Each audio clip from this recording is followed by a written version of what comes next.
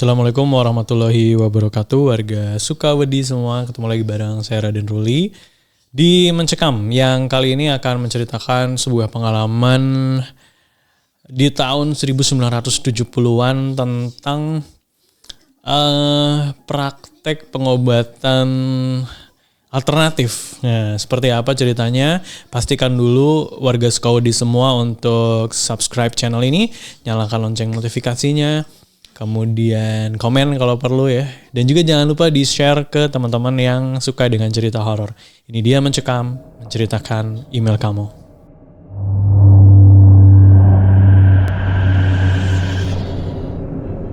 Tahun 1975. Waktu itu saya berusia 6 tahun. Dan bapak saat itu bekerja sebagai seorang yang biasa dikenal dengan pengobatan alternatif. Bapak juga bisa mijit. Jadi ada banyak orang dari desa kami ataupun desa seberang, bahkan dari luar kota itu sering meminta tolong kepada bapak. Ya diobati sih, cuma saya nggak tahu pengobatannya itu dengan cara apa. Saya masih kecil jadi saya belum tahu banyak hal.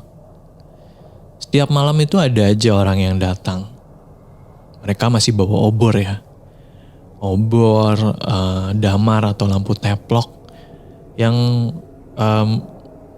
mereka bawa untuk penerangan di jalan karena listrik belum masuk ke desa kami. Selain mereka bawa lampu untuk perjalanan, mereka juga suka bawa-bawa seperti ayam yang masih hidup ya. Terus buah-buahan dan segala bentuk hasil dari cocok tanam mereka ya. Karena ya tidak semuanya punya uang untuk berobat di tempat bapak. Tapi ya bapak terima-terima aja. Apapun itu, kalau rezeki rasanya pantang untuk ditolak. Bapak dan ibu setiap kali ada tamu selalu meminta saya dan adik untuk diam di dalam kamar. Dan ruangan bapak praktek itu sebenarnya cukup kecil ya. Ukurannya tuh 6x6. Udah gitu disekat-sekat pula untuk alat-alat pengobatannya gitu ya. Kadang kalau saya disuruh masuk ke kamar, saya juga suka penasaran. Sebenarnya gimana sih cara bapak mengobati? Ya, jadi saya tuh ngintip dari celah-celah papan ya. Waktu itu temboknya belum tembok semen, tapi masih ya namanya rumah kayu ya. Itu masih kelihatan tuh dari celah papan. Dan kebanyakan dari orang-orang yang diobati bapak nih, mereka punya reaksi yang berbeda ketika bapak sedang mengobati. Ketika dipijit itu ada yang pasiennya ya itu mengaum seperti singa atau harimau. Kemudian ada juga yang bahkan yang menurut saya paling heboh ya, itu pasiennya tuh malah ngajak bapak berantem gitu, kayak adu gelut gitu ya. Ya kadang saya ngelihat bapak tuh kayak bukan bapak aja gitu. Kayak orang lain, kayak sosok yang berbeda, bukan bapak yang sehari-hari saya kenal. Mereka berantem, ya tetap aja bapak yang menang. Ya entah, sekali lagi saya kurang tahu ya. Apa yang sebenarnya bapak gunakan untuk menyembuhkan orang-orang ini. Dan setelah orang-orang itu keluar rumah ya, jadi setiap malam ada orang yang datang, itu bapak menyuruh saya ke kamar. Nah setelah jam prakteknya selesai, bapak menyuruh saya dan adik keluar dan makan malam. Jadi gitu rutinitas setiap malamnya itu. Ada juga rutinitas mingguan, yaitu setiap malam Jumat bapak suka mengunjungi orang-orang yang sakit.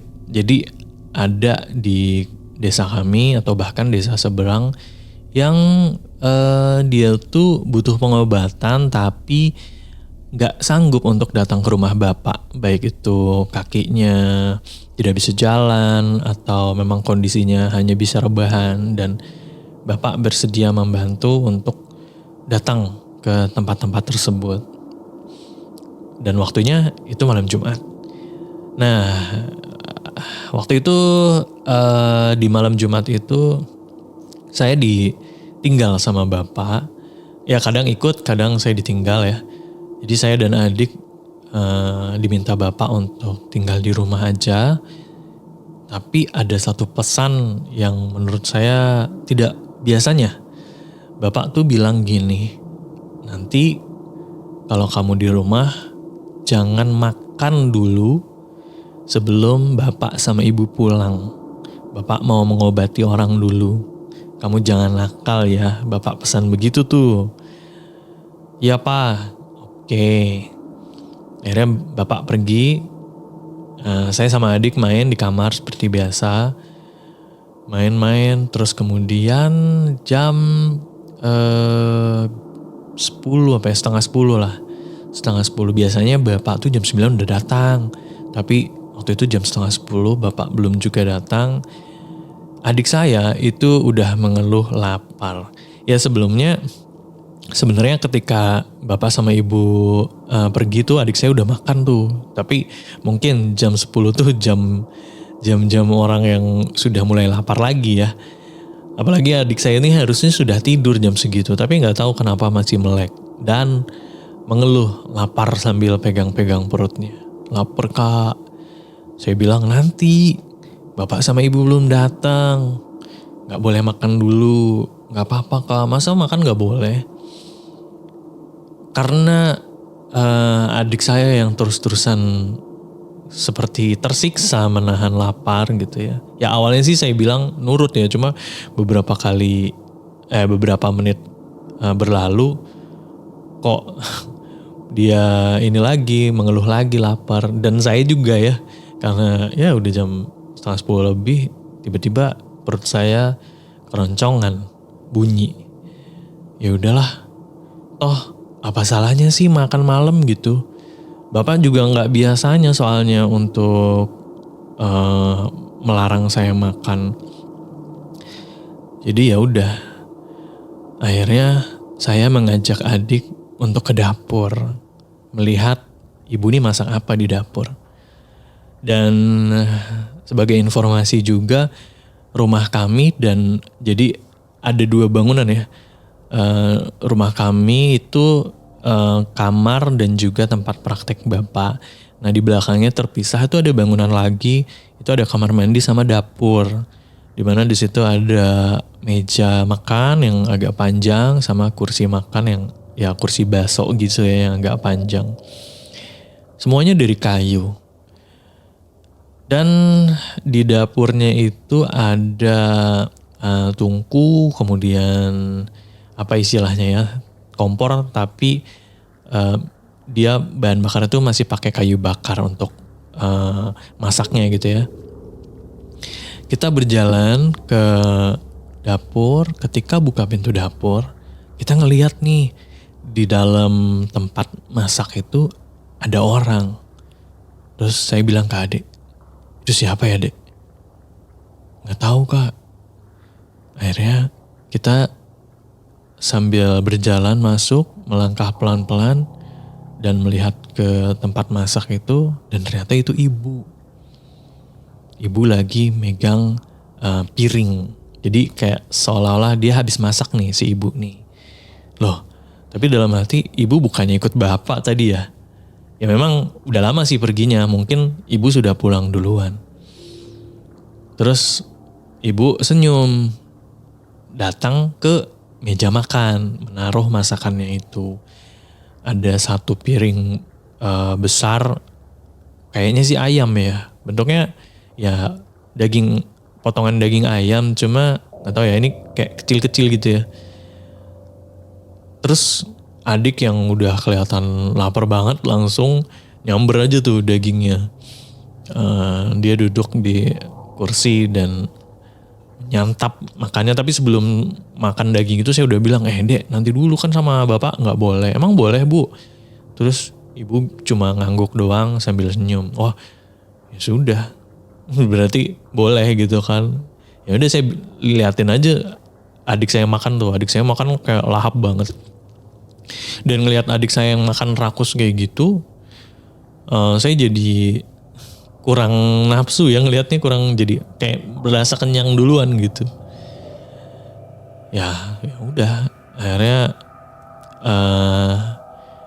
adik saya makan. Nah yang anehnya nih, itu beberapa kali adik saya ngambil potongan daging ayam itu ya. Tapi itu kayak yang di piring tuh kayak segitu-gitu aja gitu. Kayak nggak habis gitu ya. Padahal berapa kali, dan adik saya juga udah perutnya tuh kayak udah penuh gitu ya. Berapa kali bersendawa. Dan bener aja, adik saya berhenti makan terus dia nangis. Katanya perutnya sakit. Ngelihat adik saya yang nangis, saya waktu itu ngambil minyak tanah. Ini mungkin anak-anak sekarang kurang tahu ya minyak tanah itu seperti apa. Minyak tanah tuh dulu dipakai buat masak ya, jadi dia bisa memperbesar api gitu ya. Ya seperti bensin. Cuma dijual bebas waktu itu. Saya ngambil minyak tanah di dalam jerigen, terus kemudian saya mengusapkan ke perut si adik. Makannya kalau makan tuh jangan rakus, pelan-pelan. Kamu tadi gak baca doa lagi sebelum makan, saya bilang gitu. Dan oh iya, saya ini minyak tanah ke perut itu kayaknya itu tradisi ya, tradisi di desa kami. Mungkin di tempat lain dibilang aneh kali ya, nggak tahu, itu ajaran bapak sama ibu sih kayak gitu. Setelah saya mengusap-ngusap perut adik dengan minyak tanah, saya tanya lagi, gimana, udah baikan belum? Kalau belum ya kita masuk ke dalam rumah aja. Soalnya udah kedengar ini ya, gluduk-gluduk gitu ya, mau hujan. Kemudian adik saya mengangguk. Terus saya lihat ke dapur, ibu udah gak ada nih. Apa udah duluan ke dalam rumah gitu ya. Terus kemudian adik saya papah ya, saya tuntun jalannya karena dia jalannya udah gontai banget karena perutnya udah penuh dengan daging gitu. Ketika masuk ke dalam rumah, saya membawa adik ke dalam kamar. Tapi sebelum masuk ke kamar nih, itu saya ngedengar suara pintu depan diketuk. Akhirnya saya keluar ke dekat pintu, kemudian saya buka pintunya, pintu depan. Dan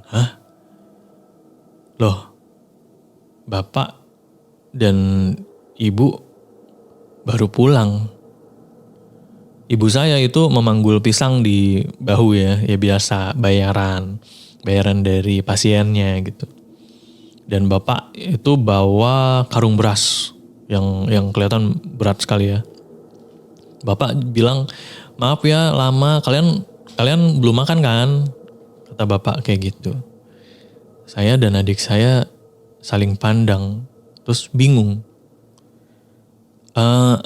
Adik udah makan tadi, kan ibu yang ngasih makan.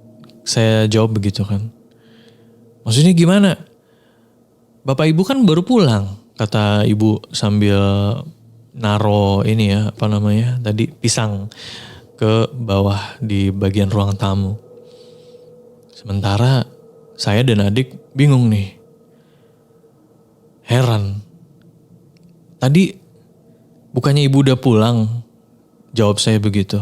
Ibu tadi di dapur pakai kebaya merah.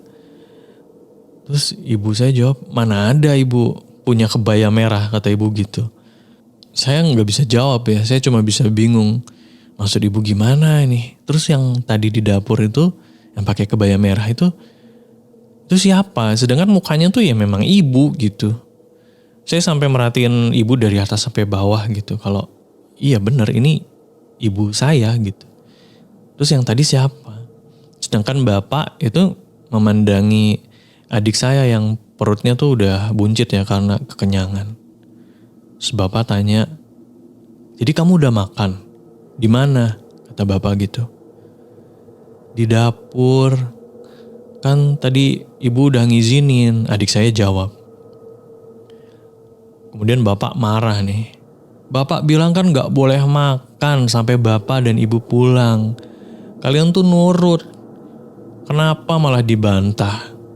Bapak bentak-bentak adik saya. Dan baru kali itu saya melihat bapak semarah itu ya. Sementara ibu ya cuma bisa diam aja. Gak berusaha membela kami.